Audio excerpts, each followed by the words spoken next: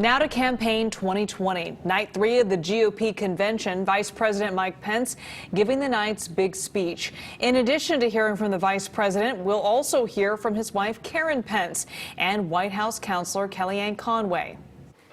All right, a lot to expect from tonight's speakers, and I spoke with CBS political correspondent Paul Reid about what Vice President Mike Pence's speech is going to focus on.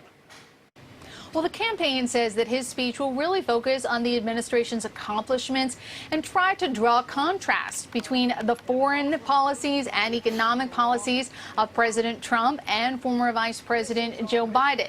Now, the Vice President is also expected to put a positive spin on the administration's handling of the coronavirus pandemic, but CBS News polls show that the overwhelming majority of voters do not think that the administration has handled coronavirus very well. Let's see if Mike Pence can change some hearts and minds. And Kellyanne Conway also speaking. Is this looked at as kind of her goodbye speech tonight?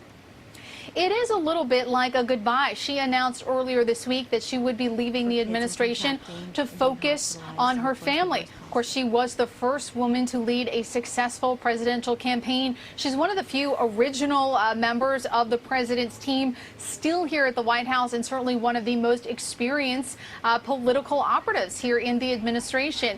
It will be interesting to hear what she has to say tonight. She often does not mince words. She is one of the president's most ardent supporters, but there have been times when she has put forward, in her own words, alternative facts. So there'll be lots of fact checkers watching her speech very closely, but we'll certainly be listening to see how she reflects on the past approximately 4 years. And Melania Trump getting some praise for showing empathy concerning the virus in her speech. What kind of an effect do you think that had? It was interesting watching last night because this was the most high-profile contribution that she's made to her husband's re-election campaign. This is a first lady who really prefers to keep a low profile. She does not do a lot of public events.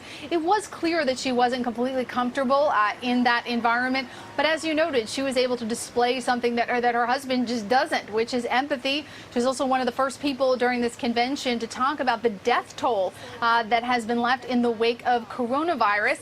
It's unclear at this point what impact her speech will have, but the goal was to show another side of President Trump, to sort of tell the story that most people can't because they don't see him. They don't have the same experiences that she does.